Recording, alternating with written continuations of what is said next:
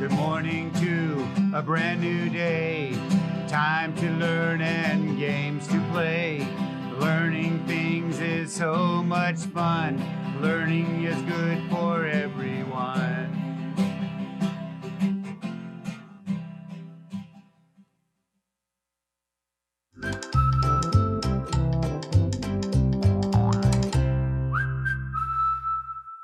Good morning, third grade. My name is Mrs. Nix. Happy Friday. I am so excited to be here with you and support you as you become amazing thinkers, readers, and writers. I am always so excited when it is Friday. Do you have a fantastic book that you have been reading? Or maybe something you've picked out for the weekend? It's my favorite time to read. I'd love to hear if you are reading something. Would you share with me? Maybe send me a note. You can send it to the address that's popping up at the bottom of your screen. You're also going to see an email address, and you can send me an email and let me know what fantastic books you've been reading. Are you checking them out through your county library, your school library? Maybe you're using the online app with Sora. If you let me know about what you're reading, I'll make sure that I put one of these really fun activity books in the mail for you. Now, these books are completely free from us down here at PBS, and I'd love to share one with you. So don't forget to include your address. All right, third grade, it is Friday. Did I already say that? I think I did. I'm so excited that it's Friday. It's always a fun day, right? Okay. I've got 3 things we're going to do today to finish off our week. We're going to practice suffixes, the final syllable with that ul sound, and then we're going to finish off our day with a little comprehension around figurative language. Specifically, we're working on idioms this week. Are you ready to start? Okay, let's warm up our brains. Let's look at those high-frequency words, those words we see often in reading and writing. Have you been practicing them all week? Did you make up some sentences with them? You're so good. I'm so proud of you for doing that. Great job. All right, let's go through. Let's read them together. Here we go. Done, each, don't, eat, ate, down, even, draw, drink, and every. Awesome job, third grade. Okay, we've got 2 words we're going to focus today. So we've got drink, D-R-I-N-K, and we've got every, E-V-E-R-Y. Okay. Help me use them in a couple of sentences here. What would you like to eat and? He goes to the store, Tuesday. All right, well, he goes to the store, drink Tuesday. That doesn't make any sense. He goes to the store every Tuesday. That makes sense. How about this one? What would you like to eat and drink? Nicely done, third grade. I'm curious what kind of sentences you came up using those high-frequency words. Great job. Okay, let's go through, let's talk about suffixes. Now, remember, suffixes are just those little clusters of letters that when you put them together have their own meaning. Now, they can't stand on their own. They're actually going to change the meaning of our base word. So, base words stand alone. They can be all by themselves. But we can change and kind of manipulate our words. Why is that important to know? Well, especially as we start to read more, we're going to read words that are multisyllabic, bigger, longer. We need to make sure that we're good thinkers. We're thinking about the words that we're reading. Okay, so let's go through. We're going to practice some. So here's my base word, love. Love can stand on its own. And here's a suffix, able, right? And it just means you're able to do something, right? So lovable means that we're able to love someone or something. Now, this particular word ends with an E, and oftentimes we drop that E when we're adding our suffix to the end. So you're going to see lovable, okay? Now, O-U-S, us, means having the quality of. So marvel, okay, means that you're going to really enjoy something. You're going to marvel at it. You're going to, like I said, enjoy it. Or you could say that they're marvelous. They are full of enjoyment, or they're just a marvelous person. They're really great. And then the last one we have is adding a Y as a suffix, and that Y means that it is full of. So you can see here the word is shine, and if it's full of shine, we would say that it is shiny, and this is another one of those where it ends with an E. So we're going to drop that E, and we've got shiny, just like that. Now, here's something that's interesting too, that just to remember that a suffix can change the meaning of that base word, and it can also change its part of speech, and that's important to know as we use it in our reading and writing. Okay, let's switch up just a little bit. We're going to talk about those final syllables. We've got our 6 syllable types that we've been focusing on throughout the year.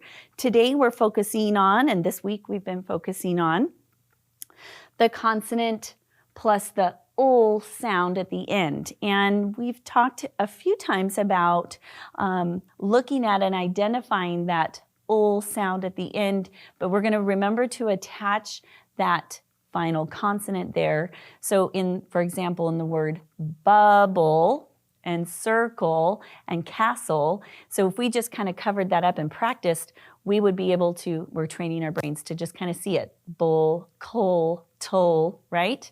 All right, let's go through, and what does that look like over here? So I've got some opportunities for us to kind of practice.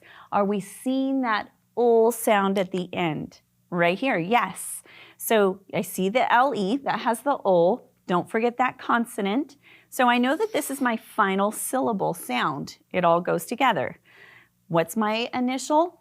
Can. So I put it together and I've got candle. How many syllables do we have? 2 of them. All right, nicely done. Remember, a syllable has a vowel sound in it. All right, just one. Okay, so here we go. Do we see the ul sound at the end? Do you see it? Yeah, the AL, but don't forget to include for that final syllable that consonant. So I know that mole is going to be my final syllable, and I've got ma'am, mole, right there. I've got 2 syllables. Excellent. Let's go through. What would this look like in practice? So I've got a whole bunch of words that are right here. And what I want us to do is we're just practicing sorting them based on that final ul spelling pattern that goes with that syllable sound. Okay, so we just did this word mammal, right? So where would we put mammal? What does it end with? What do you see? It ends with that AL. So I'm going to take it and I'm going to sort it right here under the AL. Excellent. How about towel? Where would it go? Yes, with the EL. How about castle? LE. This is really good because it's practicing some of those spelling patterns that we're seeing because they all make the same sound. It's always nice to be training our brains. So we've got eagle with an LE, squirrel with an EL. Good. We've got nickel, which has the EL. Metal, what do we see? AL. Good. We've got visible, that's going to be the LE, and the last one is global with an AL. So great practice. This is something you could do at home by writing a bunch of different words and just practice sorting them so that you can see that spelling pattern. All right, last little piece that we have down here.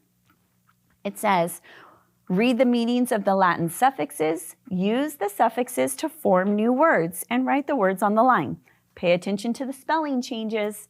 Okay, so remember we've got able, the Y, and then the OUS, okay? So having the quality of cheer, so what am I gonna add? Having the quality of, okay, so here it is. So I'm gonna be cheery, right? So if I just write cheer and I add a Y, now I'm having the quality of cheer. I'm a very cheery person. Full of glory. Okay, full of. Which one means full of? OUS. So this is going to be glorious, right? Now, it ends with a Y. What do I do with that Y? Yes, I'm going to change it to an I. So let's practice it. Glor, change the Y to an I, and what am I adding? O-U-S. Great. And the last one, able to be reused. Okay, reused. It's able to, so I'm going to be using able at the end. Okay, it's reusable. So reuse. Now, it should have an E, right? But what do we do with that E? Remember to drop it and then write your suffix. Reusable. Excellent job. Okay, here we go. We're to the final piece. We're going to go through and we're going to practice idioms. This is kind of that really fun thing that I think makes writing so interesting and fun. I think it makes sometimes our speech patterns really fun. It's just a silly way of speaking and writing. I want to show you an example so that you can start to see what I mean. But really, an idiom's a special kind of non-literal language that means something different from the meaning of the word, of each word in it. Okay, so what do I mean by that? Let's look at this example. She is so hungry she could eat a horse. Okay, let's think about that one for just a second. Remember in third grade, we're good thinkers. Do you think she's literally going to eat a horse? She's going to eat an entire horse? No, she's not going to eat an entire horse. What do you think it means? Yeah, it probably means that she's really hungry. So here's my question. Have you ever heard that idiom? Have you heard someone say, I am so hungry right now, I could eat a horse? Yes, and so that just simply means that you're just starving hungry. It makes it so that it is a fun and silly way to visualize and understand how a character may be feeling in a story. Here are some other ones that I'd love to just encourage you to try using in your stories or in your conversations. How about this one? It says, bent out of shape. Have you ever been bent out of shape over something? It's kind of funny, right? Are you literally bent out of shape?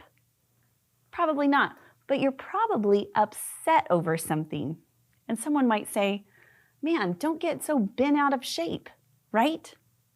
And another one, this is something that I used to hear all the time from my dad. He would tell me all the time, that costs an arm and a leg. Do you think that you really had to cut off your arm and leg to be able to go and do it? No, that'd be awful. We'd have no arms and legs. It just means it's really expensive. It's an exaggeration, and it's super fun to use in our storytelling and our writing.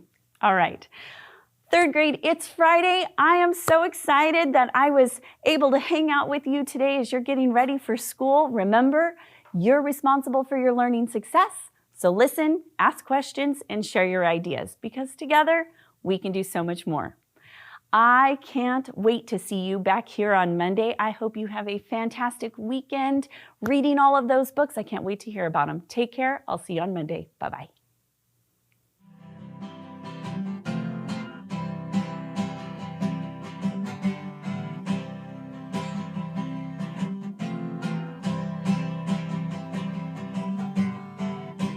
Good morning to a brand new day. Time to learn and games to play. Learning things is so much fun. Learning is good for everyone.